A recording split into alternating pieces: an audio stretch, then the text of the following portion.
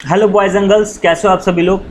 और last video में हम लोगों ने इकोनॉमिक्स की बेसिक्स कॉन्सेप्ट्स को देखा था, जैसे कि इंटरमीडिएट गुड्स क्या होता है, फाइनल गुड्स क्या होता है, एंड यूज़ का मतलब क्या होता है, सारे के सारे capital goods, all capital goods are producer goods but all producer goods are not capital goods. हमने इसको समझा, हमने कंज्यूमर गुड्स समझा, capital goods, durable, non durable, ना जाने कितनी सारी चीज़ें हम लोगों ने समझी। तो एक हमारा बेस जो है वो तैयार हो गया है। अब हम लोग क्लास नंबर 2 पे आ चुके हैं। इस क्लास में हम लोग डिस्कस करेंगे ग्रॉस इन्वेस्टमेंट, ध्यान से मेरी बात सुनना, net investment and depreciation. Gross investment, net investment and depreciation, ये पूरे चैप्टर का जो आपके बुक का चैप्टर है, some basics concepts of micro economics, ये पूरे चैप्टर का सेलिब्रिटी है। अगर एग्जामिनर को आपको कहीं फंसाना होगा, एग्जामिनर आपको यहीं फंसाएगा। और ये मेरा आपसे वादा है, जब आप एग्जामिनेशन हॉल में जाके बैठिएगा तो कॉमर्स वाले के बच्चे आपको अलग दिखेंगे जो इस क्वेश्चन को सॉल्व कर रहे होंगे, और बाकी सभी जगहों के बच्चे, मतलब बाकी सारे बच्चे एक दूसरे का मुंह देख रहे होंगे। क्यों? क्योंकि ये टॉपिक इतना हार्ड है सर। ये टॉपिक हार्ड है, लेकिन इन लोगों के लिए, आपके लिए नहीं, आपके लिए जन्नत है। ठीक है, चलिए सर, ठीक है। तो तरीका होता है ना पढ़ने का। अगर आप चाहो तो घर पे अपने से पढ़ सकते हो, लेकिन आप यूट्यूब या कोचिंग क्लासेस क्यों लेते हो? कि आपका काम आसान हो, एक तरीके से आप पढ़ो। तो बहुत से लोग पहले ग्रॉस इन्वेस्टमेंट पढ़ेंगे, नेट इन्वेस्टमेंट पढ़ेंगे, आफ्टर डैट वो लोग क्या पढ़ेंगे? डेप्रिसिएशन। लेकिन ना मुन्ना ना, हम लोग पहले डेप्रिसिएशन पढ़ेंगे। क्यों सर? बताते हैं। और डेप्रिसिएशन का कॉन्सेप्ट शुरू करते हैं। उससे भी पहले अच्छा, आप मेरे को एक बात बताओ, आप लोग इतने अच्छे हो, आप लोग मेरे को एक बात बताओ। लेट से आप लोग अभी 11th 12th में हो, या किसी भी क्लास में, मैं ज्यूम कर रहा हूँ आप 12th में हो। 12th से आप बाहर निकलोगे कि नहीं निकलोगे? हाँ जी सर, निकलूँगा, पास होऊंगा, निकलूँगा, मस्ती करूँगा बहुत सी, बिल्कुल करोगे। फिर आप आगे पढ़ाई करोगे। लेट से किसी को CA करना है, लेट से किसी को CS करना है, लेट से किसी को CMA करना है। यहाँ पर लगभग 2 लाख रुपया से लेकर 3 लाख रुपया के आसपास खर्च हो जाएगा स्टडीज़ को पूरे तरीके से कंप्लीट करने में। आप अपने पापा को पहले ही बोल दिए, पापा मम्मी घर पे सबको बोल दिए कि मैं ना आगे चल के CA करूँगा या CS करूँगा या CMA करूँगा, या CA करूँगी या CS करूँगी या CMA करूँगी। आप श्योर हो? आपके पापा ने आपने पापा को ही बता दिया 2 से 3 लाख रुपए लगेंगे। अब बताओ आपके पापा क्या करेंगे? आपका मोटिव क्लियर है, आपके पापा भी खुश है, चलो भाई मेरा बेटा बेटी जो है CS या CMA कुछ बन जाएगा। अब बताओ आपके पापा क्या करेंगे? आपका 12th पास होने का वेट करेंगे? नहीं, कि बच्चा 12th पास होगा तो जाके पैसा इकट्ठा करेंगे, है ना। हर जगह फिनेंशियल लिमिटेशन तो होता ही होता है, हर किसी के घर में, चाहे वो किसी का भी घर हो, सबके घर में होता है। तो अब आपके पापा के लिए बेस्ट ऑप्शन क्या होगा? अभी आपके पापा का जितना भी इनकम है उनमें से कुछ रुपया, सम अमाउंट ऑफ मनी वो क्या करे? डेली बेसिस पे सेव करने, डेली बेसिस नहीं मतलब मंथली बेसिस पे सेव करने लगे। किसके लिए? आपके CA के पढ़ाई के लिए। लेट से आपको फाउंडेशन में जो है वो 10,000 रुपये खर्च होगा, और इंटर में अगेन 50-60 रुपये, यानी मोटा मोटी आपको 70,000 रुपीज़ का ज़रूरत है। तो आपके पापा क्या करेंगे? लॉजिकल बात कर रहा हूँ मैं। आपने 12th स्टार्ट होते ही बोल दिया कि मुझे CA CMA CS करना है। अब आपके पापा क्या करेंगे? अभी से ही, स्टार्टिंग से ही 5-5 हज़ार रुपया, 10-10 हज़ार रुपया क्या करेंगे? हर महीने सेव करेंगे। क्यों सेव करेंगे? कि भैया जब आपका 12th पास हो जाएगा तो हमको एक बार में इतना पैसा का ज़रूरत नहीं पड़ेगा, किसी से मांगना नहीं पड़ेगा, हम अभी से ही अगर सेव कर लेते हैं तो। Same goes with the depreciation. अच्छा सर, आप डेप्रिसिएशन कॉन्सेप्ट समझा रहे थे, बिल्कुल same goes with the depreciation. Let say आप एक बिजनेसमैन हो, आप बहुत साल से बिजनेस कर रहे हो, आपको मालूम है कि अगर आप कोई एसेट खरीदोगे, चाहे वो फिक्स्ड एसेट्स हो या कोई भी एसेट्स हो, अगर आप कोई एसेट खरीदोगे, लेट से मशीन, तो समय के साथ उसका वैल्यू क्या होगा? गिरेगा। ये बात आपको पता है। अब अगर समय के साथ उसका वैल्यू गिर रहा है, ये बात आप जान भी रहे हो, तो क्या आप इंतज़ार करोगे उसके वैल्यू के ज़ीरो होने का? 10 लाख की कोई चीज़ है, आप इंतज़ार कर रहे हो जल्दी से ज़ीरो हो जाओ, फिर हम पैसे इकट्ठा करेंगे और फिर एक नया मशीन खरीदेंगे। हट, ऐसे थोड़े होगा। बिजनेसमैन क्या करेगा? अलग से एक फंड बनाएगा अलग से एक, हर महीने जिसमें वो, या हर साल जिसमें वो कुछ पैसा डालते रहेगा। लेट से जो मशीन है 10 लाख रुपए का, ये 10 साल चलेगा, ऐसा बिजनेसमैन का एक्सपीरियंस बोलता है। तो ये हर साल क्या करेगा? एवरी ईयर ये 1 लाख रुपया क्या करेगा? सर ये 1 लाख रुपया बचाएगा, ताकि अगले 10 साल बाद जब ये हमको 10 लाख रुपए का जो मशीन पड़ेगा वो हमको भार ना दे, मतलब हमको एक बार में लोड ना है, हम तुरंत उस मशीन को खरीद सके, बिल्कुल। तो ये एक अलग से फंड बनाएगा। सर इस फंड का कोई नाम होता होगा, बाद में बताएंगे ना, छोड़ो। सर 2 क्वेश्चन दिमाग में आ रहा है सर, बोलो। पहला सर ये जो वैल्यू है ये क्यों गिरेगा, ठीक है अभी आंसर देता हूँ। और दूसरा इस फंड का नाम क्या है, ये भी आंसर देता हूँ। चलो आओ पहले आपके वैल्यू गिरने की जो क्वेश्चन है आपके मन में उसको मैं सॉल्व करूँ। देखो आप किसी मशीन को यूज़ कर रहे हो तो उसमें कुछ ना कुछ नॉर्मल वियर एंड टीयर आएगा, नॉर्मल वियर एंड टीयर आएगा कि नहीं आएगा? हाँ sir normal wear and tear आएगा। टीयर मतलब यहाँ पे आंसू नहीं है, टीयर मतलब कुछ ना कुछ खराबी होना, छोटा मोटा खराबी।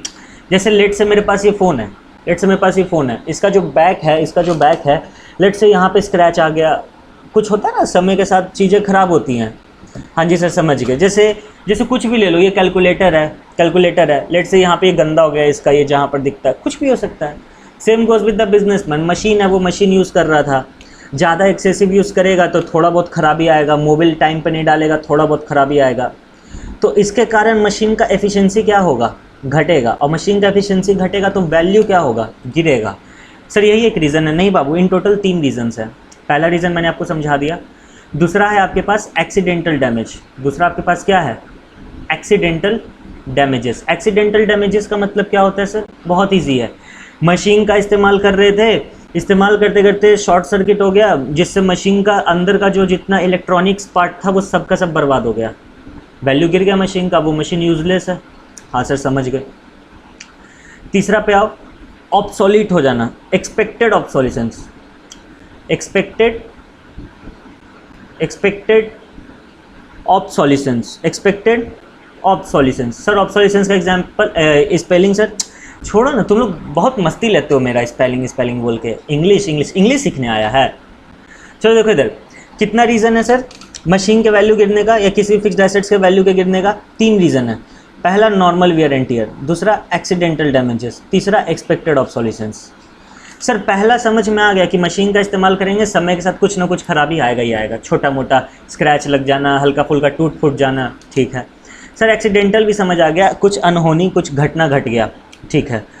सर एक्सपेक्टेड ऑब्सोलिसेंस समझ नहीं आया, अभी बताते हैं। एक्सपेक्टेड ऑब्सोलिसेंस का मतलब होता है कि आउटडेटेड हो जाना। ऑब्सोलिसेंस मतलब आउटडेटेड, सिर्फ ऑब्सोलिसेंस का मतलब बता रहे हैं हम आपको, आउटडेटेड। ऑब्सोलिसेंस मतलब आउटडेटेड। आउटडेटेड कहने का मतलब सर, मतलब अब ये ट्रेंड में नहीं रहा। लेट से आप एक ऐसा मशीन लाए हुए थे अपने ऑर्गेनाइजेशन में जो ना डब्बा वाला टीवी बनाता है। टीवी जानते हो ना, बहुत सारे तरीके का आता है। पहले ऐसा आता था जिसका ना पीछे से तोंद निकला रहता था, ऐसा टीवी आता था।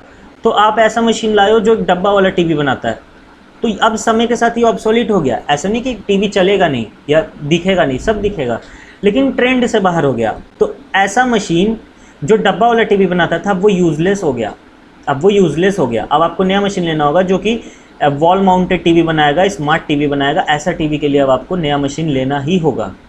तो सर एक्सपेक्टेड क्यों लिखा हुआ है? एक्सपेक्टेड मतलब बिजनेसमैन का एक्सपीरियंस के अनुसार, बिजनेसमैन जो है वो एक्सपीरियंस के साथ कहता है कि 10 महीने बाद या 10 साल बाद भले मेरा मशीन ख़राब नहीं होगा, लेकिन इस मशीन से जो हम प्रोडक्ट बना रहे हैं उसका डिमांड नहीं होगा। अब मशीन ख़राब हो चाहे ना हो, अगर मेरे प्रोडक्ट का डिमांड ही नहीं रहेगा तो क्या फ़ायदा फिर? मशीन एकदम टनटना के अच्छा चल रहा है, लेकिन जो प्रोडक्ट वो मशीन बना रहा है, डब्बा वाला टीवी, उसको कोई पूछता ही नहीं है, पूछेगा ही नहीं। तो यानी कि अब वो मशीन ऑब्सोलीट हो जाएगा, एक्सपेक्टेशन से 10 साल में ऑब्सोलीट हो जाएगा। और 10 लाख का मशीन है तो यानी कि वैल्यू 10 साल में उसका क्या हो जाएगा? 0। समझ गए सर? समझ गए सर? अच्छे से समझ में आ गया। हम आपको डेप्रिसिएशन का आप मतलब बताते हैं, ध्यान से सुनना। डेप्रिसिएशन मतलब होता है कि समय के साथ जब हम किसी भी फिक्स्ड एसेट्स को यूज़ करते हैं और अगर उसके वैल्यू में गिरावट आ जाए, उसी को डेप्रिसिएशन बोला जाता है। गिरावट क्यों आता है? 3 रीज़न के कारण। पहला क्वेश्चन का आंसर हम आपको दे दिए। और इन 3 रीज़न से बचने के लिए कि इमीडिएटली जिस दिन मेरा मशीन का वैल्यू ख़त्म हो जाएगा या फिर ऑब्सोलीट हो जाएगा, उस दिन हम तुरंत नया मशीन खरीद लें, उसके लिए हम लोग एक फ़ंड बना के रखते हैं जिसका नाम क्या है? क्वेश्चन का आंसर ये रहा, जिसका नाम है डेप्रिसिएशन रिजर्व फंड। क्वेश्चन का नाम क्या है? Depreciation reserve fund. ठीक है सर, समझ में आ गया। अगर इतनी सी बात आपको समझ में आ गई तो अब आपको ये ग्रॉस इन्वेस्टमेंट और नेट इन्वेस्टमेंट पूरे तरीके से समझ में आ जाएगा। देखो ख़त्म होने वाला है। ग्रॉस इन्वेस्टमेंट का मतलब क्या होता है? सुनो ध्यान से। ग्रॉस इन्वेस्टमेंट का मतलब total production of capital goods. During the year. Total production of capital goods during the year. Capital goods हम आपको लास्ट क्लास में बता दिए थे, वैसा गुड्स जिससे और फर्दर प्रोडक्शन होगा, जैसे मशीनरी वगैरह। तो ग्रॉस इन्वेस्टमेंट क्या बोलता है? Total production of capital goods, total जितना भी बना। लेट से जो कैपिटल गुड्स बना वो 10 करोड़ के बराबर का बना, ठीक है। नेट इन्वेस्टमेंट क्या बोलता है? जितना वैल्यू एडिशन हुआ। नेट इन्वेस्टमेंट का मतलब जितना वैल्यू एडिशन हुआ। ग्रॉस इन्वेस्टमेंट देखो टोटल कितना बना सर? 10 करोड़। 10 करोड़ के बराबर का कैपिटल गुड्स बना, उसी को क्या बोलेंगे? ग्रॉस इन्वेस्टमेंट, ठीक है सर। हो सकता है इस 10 करोड़ में 6 करोड़ नया मशीन लोग खरीदे होंगे, मतलब नया बिजनेस शुरू हुआ, वो लोग नया मशीन खरीदे, और 4 करोड़ के बराबर का जो मशीन है वो रिप्लेस पर्पस से यूज़ हुआ। रिप्लेस पर्पस मतलब जो फंड उंड हम लोग बना रहे थे ना कि 10 साल बाद मशीन ख़राब हो जाएगा, तो लेट से 2020-21 में 4 करोड़ के बराबर का जो मशीन था वो लोगों ने रिप्लेस किया। रिप्लेस कहने का मतलब पुराना मशीन फेंका, नया मशीन लाया, और 6 करोड़ का तो सीधा नया लाया, मतलब पुराना को फेंका ही नहीं, नेट एडिशन कर दिया 6 करोड़ का। तो ये जो 6 करोड़ होगा वो मेरा कहलाएगा नेट एडिशन, और इसी नेट एडिशन को हम बोलते हैं नेट इन्वेस्टमेंट। नेट एडिशन को हम क्या बोलते हैं? नेट इन्वेस्टमेंट, ठीक है सर, समझ में आ गया। 6 करोड़ हो गया मेरा नेट इन्वेस्टमेंट पे, पूरी 10 करोड़ हो गया मेरा क्या कहते हैं उसको, ग्रॉस इन्वेस्टमेंट पे, और जो 4 करोड़ बचा वो रिप्लेस पर्पस के लिए बचा। रिप्लेस पर्पस मतलब depreciation reserve fund, as simple as it could be. फिर से समझाओ सर, ग्रॉस इन्वेस्टमेंट कितना कैपिटल गुड्स बना वो 2 पार्ट्स में डिवाइड होगा। जितना भी कैपिटल गुड्स बना लोग परचेस करेंगे, लेकिन 2 तरीके से। पहला तरीका वो नया परचेस करेंगे। लेट से किसी के यहाँ 2 मशीन था, अब वो 2 मशीन और परचेस कर लिया, तो ये जो 2 मशीन परचेस हुआ ये नेट एडिशन कहलाया। और ये जो डेप्रिसिएशन रिजर्व फंड है, डेप्रिसिएशन रिजर्व फंड का इस्तेमाल करके लोगों ने क्या किया, जो पुरानी मशीन उनकी डेप्रिशिएट हुई थी उसको हटाया और नया मशीन को लेके आया, ठीक है सर। कहना चाहते हो आप नेट एडिशन रहा तो नेट इन्वेस्टमेंट, जितना को रिप्लेस किया वो डेप्रिसिएशन रिजर्व फंड, और दोनों को अगर हम जोड़ देंगे तो वो क्या कहलाएगा? Gross investment, as simple as it could be. तो यहाँ पर हम लोगों ने ग्रॉस इन्वेस्टमेंट, नेट इन्वेस्टमेंट और डेप्रिसिएशन का भी कॉन्सेप्ट ख़त्म किया। एक्सपेक्टेड ऑब्सोलिसेंस, अनएक्सपेक्टेड ऑब्सोलिसेंस मैंने आपको बता ही दिया। एक्सपेक्टेड का मतलब होता है जो मुझे पहले से पता है कि होगा, अनएक्सपेक्टेड का मतलब जो मुझे नहीं पता है। जैसे आपने क्लास 12 पास किया, आप एक बार बोलते हो पापा 70,000 रुपया दो, मुझे ना CA करना है। अब पापा कहाँ से लाएंगे एक बार में 70,000 रुपया? उनको टाइम लगेगा, उनको सोचना पड़ेगा, तो तब तक आपका लॉस हो जाएगा ना, तब तक आप पढ़ाई नहीं कर पाओगे, तो लॉस हुआ आपका 6-7 महीना जो भी गया। तो एक्सपेक्टेड ऑब्सोलिसेंस बेस्ट है। सर अनएक्सपेक्टेड का एक रीज़न बता सकते हो बिजनेसमैन के नज़र से? हाँ, अनएक्सपेक्टेड का रीज़न क्या हो सकता है? लेट से अनएक्सपेक्टेड का रीज़न हो सकता है नेचर। अरे natural calamities, earthquake, flood etcetera, बह गया मशीन, बह गया, बाढ़ आया था पानी में मशीन बह गया, आग लगा मशीन बह गया, भूकंप आया मशीन अंदर घुस गया ज़मीन के, क्या फ़ायदा है? अनएक्सपेक्टेड है। तुमको मालूम था, भगवान जी फ़ोन किए थे, सुनो कल ना तुम्हारे गोडाउन में या तुम्हारी फैक्ट्री में बाढ़ आएगा तो मशीन हटा लो। नहीं पता था आपको, नहीं पता था। और जो चीज़ पता ही नहीं है कि होगा उसका रिजर्व फंड कैसे बना लोगे?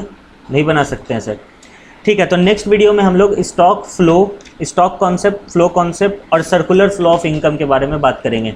वो वाली वीडियो देखनी है, आ रही है स्क्रीन पे, क्लिक करके देख लो। मैं अकाउंट्स भी पढ़ाता हूँ, BST भी पढ़ाता हूँ, सब कुछ पढ़ाता हूँ, मेरा चैनल गो थ्रू कर लो। चलिए, thank you so much guys, love you all, bye bye, मिलता हूँ आपसे नेक्स्ट वीडियो में।